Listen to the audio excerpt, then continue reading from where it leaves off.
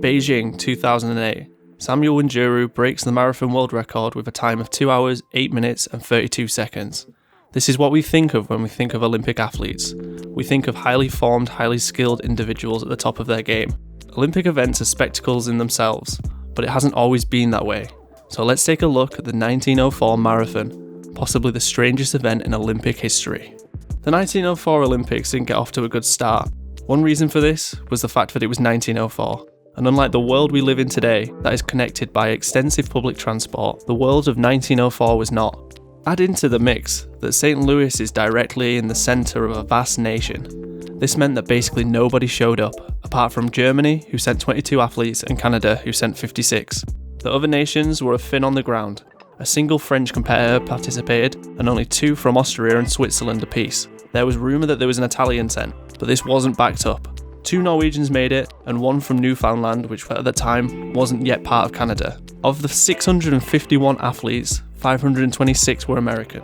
The marathon was meant to be the centrepiece of this Olympics, but only a handful of the athletes were marathon runners. These few had won or placed at the Boston Marathon. The other athletes consisted of middle distance runners and assorted oddities. No surprise that 5 experienced marathon runners were the favourite. Another of the runners was Fred Laws. He did all his training at night due to his day job as a bricklayer. He earned his spot at the Olympics by placing in a special 5-mile run sponsored by Amateur Athletic Union. Before the race even began, there was a few oddities. All of the Greeks who were competing had never ran in a marathon before. The runners also consisted of 2 people from the Suana tribe in South Africa who were in St. Louis as part of the World Fair, and one Felix Carvajal. Felix Carvajal was a Cuban national and former mailman who raised the money to travel to America by running the length and breadth of Cuba, showing people how fast and how far he could run. He landed on the shores of New Orleans and proceeded to lose all of his money that he had saved in a game of dice. He had to walk and hitchhike his way to St. Louis. He stood at the start line in street shoes and a pair of dark trousers. Someone took pity and chopped them into knee-high shorts for him. At just after 3 PM on the 30th of August, the starting pistol was fired. The heat and humidity soared well above 30 degrees. The 24.85 mile course that consisted of 7 hills ranging from 100 to 300 metres high, dirt roads strewn with broken stones and brutally long ascents. The runners also had to dodge other obstacles: cars, delivery wagons, railroad trains, and people walking their dogs. Athletes only had 2 places they could get water from, but in a Monty Burns-esque plot, the event organiser, James Sullivan, had removed all water stops, as he wanted to see the limits and effects of purposeful dehydration. Cars carrying coaches and physicians added to the problems, kicking up dust and causing coughing sprees. Robert Garcia almost became the first fatality of the marathon when he collapsed at the side of the road and was hospitalised with hemorrhaging. The dust had coated his esophagus and ripped his stomach lining. Another runner, one John Lawden, chucked in the towel due to his serious vomiting episode. Len Tao, one of the South Africans, was chased a mile off course by wild dogs. The dice-throwing Cuban, Felix Carvajal, was making good time in the street shoes and baggy shirt, even with a stop to chat to spectators. He even at one stage stopped next to a couple in a car eating peaches and asked if he could have one. They refused, so he snatched 2 and ran away. Think this tale couldn't get any stranger? A little further down the road he spotted an apple orchard. He stopped to sample the local produce. He then carried on with the race. He suddenly started to feel stomach cramps and soon realised that the apples were rotten. He decided to lay down on the side of the road where he proceeded to fall asleep. But he wasn't the only one having misfortunes. Fred Laws was 9 miles in when he started to get plagued by cramps. So he decided to catch a lift with one of the passing cars, waving at spectators and runners as he passed.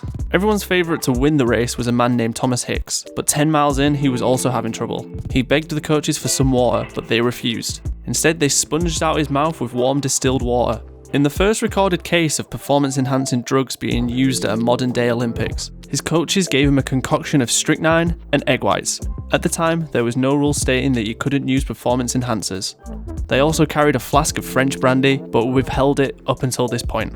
At the same time that all this was happening, Fred Laws had recovered from his cramps, arrived close to the finish line and continued on foot. Someone had seen him jump out of the car and shouted for him to get off the course. He refused and crossed the finish line with a time just under 3 hours. The crowd cheered that an American had won. Alice Roosevelt, the president's daughter, placed a wreath over his head, and just as they were about to lower the medal onto his neck, someone shouted that he was an imposter, and the cheers turned to boos. He put up his hands and smiled, stating that he only wanted to see how far he could go before he was stopped. Hicks, by this stage, with strychnine coursing through his veins, had turned ashen and limp. But news that Laws had been disqualified, and with more strychnine and egg whites, this time washed down with French brandy, perked up and started to trot. He then began to run manically, but his eyes were dull and listless. He began to hallucinate, believing that he was 20 miles away from the finish line. He was plied with more brandy and eggs. He walked up the remaining 2 hills, but jogged down the incline. He was eventually helped over the finish line by his coaches, being held aloft as he moved his legs. He was declared the winner of the race. And this just shows what a shambles of a marathon this was. With one man being chased a mile off course by wild dogs, another taking a nap at the side of the road after stealing peaches from a couple, and with the eventual winner being pumped full of brandy, strychnine and egg whites and being carried over the line while he waved his legs in the air like he was running, is a testament to why people are still talking about this race over 100 years later. And if you'd like to hear more videos like this, or see more videos like this should I say, please think about subscribing to this channel. Thank you very much.